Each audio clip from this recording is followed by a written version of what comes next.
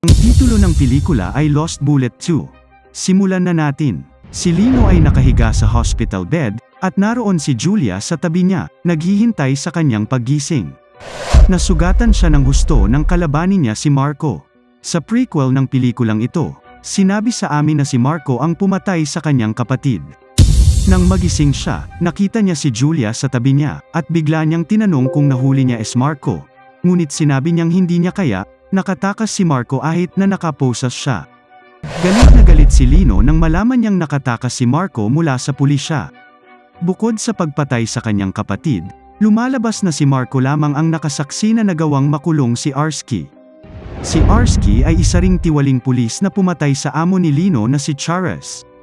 Pagkalipas ng ilang linggo, ganap na gumaling si Lino at ipinagpatuloy niya ang paghahanap kay Arsky sa pamamagitan ng pag-stalk sa kanyang asawang si Anne. Umaasang darating si Arsky balang araw upang makilala siya o ang kanyang anak. Ngunit ang kanyang aksyon ay nahuli ni Julia, na nagsabi sa kanya na itigil ang kanyang ginagawa, dahil hindi ito gusto ni Chares, ang kanyang dating amo na namatay. Pagkatapos ay sinabi ni Julia kay Lino na maglalagay siya ng 2 opisyal sa paligid ng bahay ni Anne, kung sakaling babalik si Arsky sa kanyang bahay. Ngunit napakatigas ng ulo ni Lino nang maggabi ay bumalik siya sa bahay ni Anne. Pagdating niya, nakita niyang nandoon na ang 2 pulis, ngunit umalis sila ilang sandali. Si Lino ay nasa loob ng kanyang sasakyan, nakatitig pa rin sa bahay, ngunit biglang may dumating na 3 mukhang kainahinalang lalaki at pumasok sa bahay ni Anne. Nang malaman niyang may ilang nakapasok sa bahay at gustong saktan siya, tumakbo siya sa kwarto ng kanyang anak, doon nagtago. Naramdaman ni Lino na may hindi magandang nangyayari sa loob ng bahay, kaya tumakbo siya papunta sa bahay. Kinagat niya ang unang lalaki na nakatayo sa harap ng bahay, pababa, at kalaunan, pumasok siya sa loob para hanapin ang 2 pa. Nang matagpuan niya sila, agad niyang inatake ang 2 lalaking iyon at nagawang iligtas si Anne at ang kanyang anak. Pagkatapos niyang makuha ang 3 lalaking iyon, tumawag siya ng pulis para humingi ng tulong. Naroon si Julia upang hulihin ang 3 kriminal na iyon. Nagalit siya kay Lino dahil hindi siya tumawag ng pulis sa lalong madaling panahon nang makita niyang malapit nang mangyari ang krimen. Sa kabaligtaran, hinayaan niyang masangkot siya sa bagay na ito. Pagkatapos ay hiniling ni Julia sa kanya na sumama muli sa pulis sa Narcotic Bureau, at ibinigay niya sa kanya ang susi ng Chares car, para maigawa niya ng muli ang kotseng iyon, at gamitin ito para labanan ang mga krimen. Kinagabihan, pumunta si Lino sa bodega upang hanapin ang sasakyan. Nang makapasok siya sa sasakyan, sumagi sa isip niya ang alaala ni Chares na binaril noong nasa loob siya ng sasakyan. Lumipas ang 1 taon, matagumpay na nalabanan ni Lino at ng kanyang koponan ang ilan sa mga kriminal sa droga at nakagawa rin siya ng kahangahangang pagpapanumbalik sa lumang kotse ni Chares. Ang sasakyang iyon ay handa na para sa isang kahangahangang paglalakbay upang mahuli ang mga nagbebenta ng droga. Maraming kahangahangang eksena sa paghabol ng sasakyan sa pelikulang ito, at malapit na nating panuorin ito. Mabilis na pinaandar ni Lino ang kanyang sasakyan para habulin ang isang Audi na kotse na pinaghihinalaang may dalang napakaraming droga sa loob. Ang habulan ng kotse ay nagpunta sa lahat ng paraan, halos hanggang sa hangganan ng Espanya, at nang nalaman ito ni Lino, sinubukan niyang iwasan ito sa pamamagitan ng kanyang sasakyan, umaasang mapapahinto nito ang sasakyan, at ginawa niya ito. Nagawa niyang matamaan ang kotse, lumipad ito sa itaas ng langit saglit at napunta sa lupa, ganap na sira. Nahuli nila ang nagbebenta ng droga sa tulong ng isang pulis na Espanyol na nagngangalang Alvaro. Kalaunan ay nalaman ni Lino na si Alvaro ay kaibigan ni Chares na nalungkot sa balita ng pagkamatay ni Chares at ito pala, hinahanap din niya sina Marco at Arsky, para sa kanilang pagkakasangkot sa drug trafficking sa Spain. Bumalik sila sa kanilang base pagkatapos matagumpay na mahuli ang nagbebenta ng droga. Pagkaraan ng ilang sandali, pumunta si Anne sa base upang makita si Lino, at nang makita siya ni Julia, nalaman niyang seryoso ang relasyon ni Lino at Anne. Tila medyo nalungkot si Julia sa katotohanan ito, kung isa sa alang-alang na may relasyon sila ni Lino noon. Samantala sa kabilang eksena, makikita natin si Arsky na malayang nakakagala sa paligid ng France. Huminto siya saglit sa gitna ng kalsada para pakalmeyan ang sarili, habang pinagmamasdan ang kanyang paligid. Pagkatapos ay tumawag siya sa isang ahente na tinatawag na Yori, para ayusin ang planong patayin si Marco. Ngunit tumanggi si Yori na makisali sa kanyang eroplano, dahil sa tingin niya ay masyadong mapanganib ito. Sa lalong madaling panahon, malalaman natin na ang plano ni Arsky na patayin si Marco ay upang alisin ang mga bakas ng kanyang krimen at si Yori ay isang right man ng isang division head ng Narcotic Bureau, na tinatawag na Alexander na palaging tumutulong kay Arsky. At ang katotohanang alam ni Arsky kung nasaan si Marco. Si Marco ay nagtatago sa isang lugar. Bumalik kay Lino na abala sa muling pagtatayo ng kanyang sasakyan upang humanap ng paraan para magkabit ito ng sandata. Tulad ng alam natin na mayroon siyang pambihirang kasanayan sa pag-aayos at muling paggawa ng mga sasakyan. Ginawa ni Lino na i-install ang kanyang sasakyan gamit ang ilang sandata na lilikha ng malakas at nakakapatay na kidlat at sinabi niyang gagamitin lang niya ang kapangyarihang iyon sa isang napakadelikadong sitwasyon. Lang sandali pagkatapos noon, habang siya ay nagpapahinga ng kaunti, may isang nag-aangking mula sa kanyang bayan ang tumawag kay Lino at ibinalita sa kanya na ang kanyang ninang ay may malubhang karamdaman at hiniling nitong pumunta kaagad sa address na ibinigay nito sa kanya. Pagkatapos ay pinaandar ni Lino ang kanyang sasakyan upang hanapin ang lokasyon ng address na nakuha niya. Ilang sandali pa, dumating si Lino sa address na ibinigay sa kanya at nagdala din siya ng isang bungkus ng bulaklak para sa kanyang ninang. Pumasok si Lino sa isang silid at nagulat siya nang makitang nandoon na si Marco. Alam nating hinahanap siya ni Lino sa lahat ng oras na ito, kaya nang makita niya ta ay agad niya itong sinaktan ng walang sabi-sabi. Pagkaraan, nalaman natin na ang tumawag kay Lino kanina ay kampa ni Yori, na sadyang ginawa ito para tapusin ni Lino si Marco. At ang isa pang katotohanan tungkol kay Marco ay siya ay itinago ng pulis sa lahat ng oras na ito nang hindi nalalaman ni Lino, dahil baka mapatay niya si Marco. Dahil sa kabilang banda, kailangan pa rin siya ng mga pulis bilang pain para makuha si Arsky. Sa ibang lugar, nalaman ni Julia na natagpuan ni Lino si Marco, pagkatapos ay pinuntahan niya kaagad upang pigilan siya ni Lino sa pagpatay kay Marco, ngunit huli na siya. Hindi niya mahanap sila nang dumating siya sa lokasyon, at lumabas na dinala ni Lino si Marco sa police station para makipagkita kay Moss, ang kanyang boss, para itanong sa kanya ang katotohanan sa likod ng lahat ng problemang ito. Sa istasyon ng pulisya, sinabi ni Marco ang katotohanan na ang pulis ang tumulong sa kanya upang makatakas at nagbigay sa kanya ng isang lugar upang magtago, at alam ni Julia ang tungkol dito.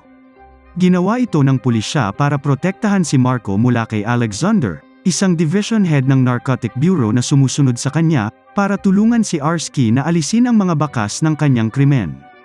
Kaya ang punto ay, si Alexander ang tumulong kay Arsky na takpan ang kanyang mga krimen. Nasa init ng pagtatalo sina Moss at Marco nang biglang dumating si Yori at handang pumalit kay Marco. Noong una, hindi siya pinayagan ni Moss na kunin si Marco, dahil siya ay isang mahalagang tao upang ibunyag ang mga krimen nina Alexander at Arsky. Ngunit pagkatapos ay binigyan siya ni Yori ng warrant of arrest, kaya ala siyang nagawa kundi ang hayaan siyang kunin si Marco. Ngunit biglang naghagis si Lino ng isang flashbang, isang uri ng tunog na pag-atake na maaaring makasakit sa tenga, nang wala saan. Pagkatapos ay hinawakan niya si Marco sa kanyang ulo, at kinaladkad siya palabas ng gusali. Alam niyang kung makuha ni Alexander si Marco, ang huli ay papatayin hanggang mamatay at hindi na niya mahahanap si Arsky. Tatakas na sana si Lino at isasama si Marco, ngunit isang pulutong ng mga pulis ang dumating at tinambangan siya, kaya labanan ng isang tao laban sa marami ay nangyayari, at ito ay napaka-epiko at sa huli ay nagawa ni Lino mapabagsak ang lahat ng mga pulis. Siyempre, dapat magpatuloy ang kwento, hindi maaaring mamatay si Lino sa sandaling ito. Matapos ibagsak ang lahat ng pulis at lahat ng tauhan ni Alexander, matagumpay na nakatakas si Lino sa pamamagitan ng pagmamaneho ng kanyang sasakyan. Tinawagan niya si Alvaro at humingi ng tulong sa kanya. Si Alvaro lang ang tanging tao na maaari niyang makahingi ng tulong, dahil sa paglaon ay nalaman natin na si Marco ay may immunity sa batas sa France, salamat sa ilang mataas na opisyal mula sa police force na nagpoprotekta sa kanya dahil siya ang pangunahing saksi ng isang napakaseryosong krimen. Kaya ang tanging paraan para parusahan siya ay sa pamamagitan ng pagdadala sa kanya sa puwersa ng pulisya ng Espanya. Ang eksenang habulan ng sasakyan sa pagitan ni Lino at ng puwersa ng pulisya ay napakatindi at nakakabagbag damdamin, dahil maraming sasakyan ang nasa masikip kalsada na sinusubukang tugisin siya. Naabisuhan si Julia na tumakas si Lino mula sa himpilan ng pulisya at dinala si Marco, kaya't agad siyang pumunta para habulin si Lino pababa, hanggang sa ilang sandali ay nakita niya ang kotse ni Lino at sinundan siya pababa sa tunnel ng Tuyong Ilog, ngunit tila na nawala ng kontrol si Julia sa kanyang sasakyan, kaya bumangga ang kanyang sasakyan sa dingding ng tunnel ng napakalakas kaya nabaligtad at maraming beses na nabangga ang kanyang sasakyan.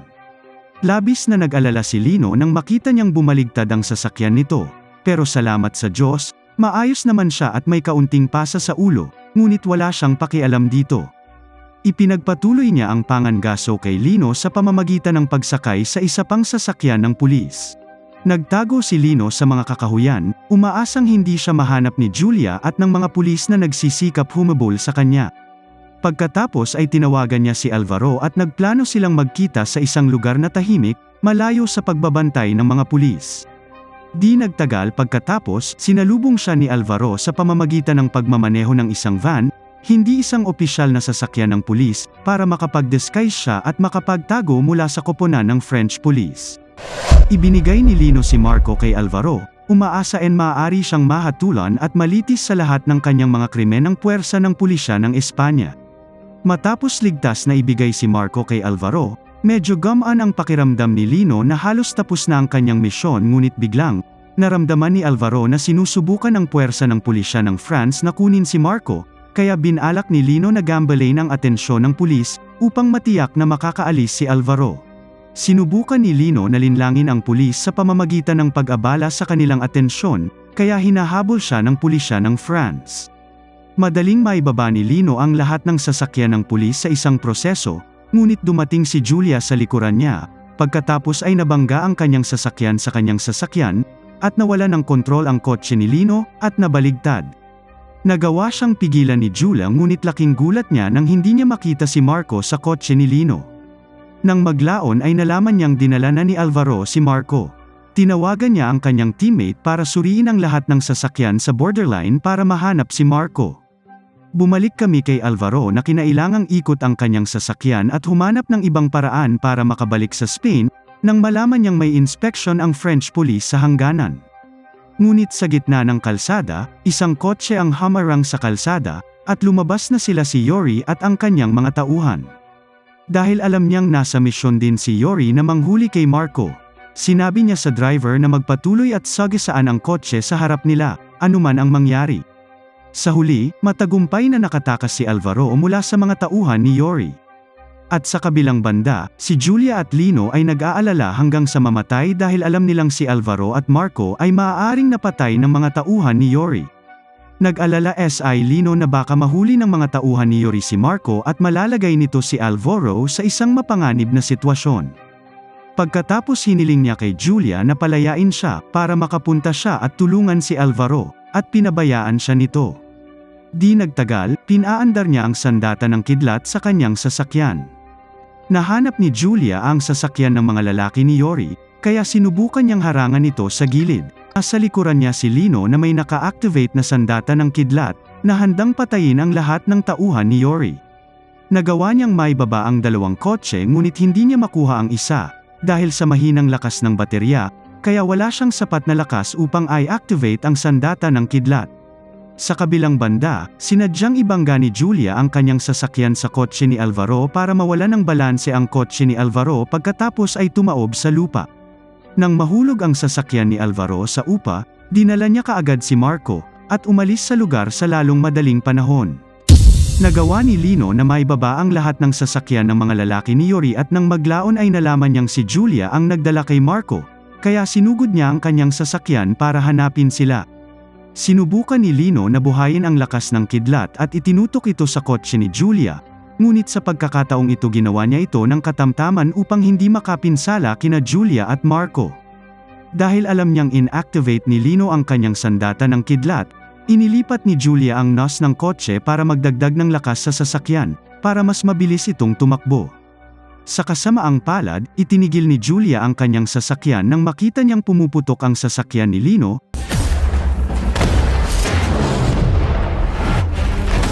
at nakonsensya siya sa ginawang pagkasira ng paborito niyang sasakyan. Pagkatapos ay humingi ng tawad si Julia kay Lino sa kanyang ginawa. Habang nagluluksa pa rin sa sasakyan ni Lino, biglang dumating si Yori at ang kanyang mga tauhan at pinaputukan si Marco. Sinubukan ng isa sa mga pulis na pakalmayan ang sitwasyon at nag-alok ng negosasyon. Ngunit pinaputukan lang ni Yori si Marco, ngunit nagawa niyang protektahan ang sarili sa likod ng isang pulis at tumakbo kay Lino na nakaposa sa loob ng kotse ni Julia. Sumiklab ang baril sa pagitan ni Yori at ng pulis at kasabay nito. Kinuha ni Marco ang kotse ni Julia at tumakbo palayo doon. Sa kabutihang palad, dumating si Alvaro sa eksena at tinutukan ng baril si Yori. Si Marco ang nagmamaneho ng kotse habang nasa passenger seat si Lino, sinubukan siyang pigilan. Buong lakas, nagawa ni Lino na mawala ng balanse si Marco at nabangga ang kotse sa puno. Nawala ng malay si Marco dahil sa matinding pagbangga, pagkatapos ay inilabas siya ni Lino sa kotse, at kinaladkad ang kanyang katawan hanggang sa makakita siya ng kafe sa hangganan ng France at Spain at pagkatapos ay tumawag siya sa lokal pulis, para mahanap nila ang mga dito, sa kafe. Nang hindi namalayan ni Lino, bumangon si Marco at sinaksak siya ng isang tinidor, at si Lino ay bumagsak kaagad sa lupa sa sobrang sakit ay hindi niya nagawang tumayo. Pagkatapos ay kinuha ni Marco ang babaeng may-ari ng kafe bilang isang hostage at handa siyang patayin, upang pagtakpan ang kanyang krimen, kaya walang makakaalam tungkol dito. Sa kabutihang palad, dumating si Julia sa kafe at itinutok ang kanyang baril kay Marco. Pagkatapos ay sinabihan siya ni Marco na palayain siya para maging ligtas ang ginang. Natakot si Julia na baka mapatay niya ang babae, kaya ibinagsak niya ang kanyang baril sa sahig. Ngunit biglang, out of nowhere, inilunsad ni Julia ang kanyang mga pag-atake kay Marco, kinuha ang kanyang baril, at aksidenteng nahila ang gatilyo at nabaril si Marco. Laking gulat niya at pinagsisisihan niya ang kanyang ginawa, alam niyang masisira nito ang kanyang karera. Biglang bumangon si Lino at nagpaputok muli kay Marco, sa paggawa nito ay gustong protektahan ni Lino si Julia at ang kanyang karera. Kaya hindi masisisi si Julia bilang ang pumatay kay Marco dahil siya ang bumaril sa kanya hanggang sa mamatay. Pagkalipas ng ilang araw sa isang tambakan ng kotse, handa nang wasakin ang kotse ni Lino sa utos ng pulis, at dumating ang isang lalaki na nakasakay sa kanyang bisikleta, at ang lalaking iyon ay si Arsky, handang gumawa ng isa pang plano at iyon ang pagtatapos ng pelikula. Wakas, maraming salamat kaibigan sa patuloy na pagtangkilik at pagsuporta sa ating channel na Tagalog Pinoy Movie Recap. At kung sakaling ngayon lang tayo nagkatagpo sa pamamagitan ng video na ito ay please lang huwag kalimutang mag-like, mag-subscribe at pakipindot na rin ang bell. Hanggang sa muli, ako si Richard Belen, goodbye.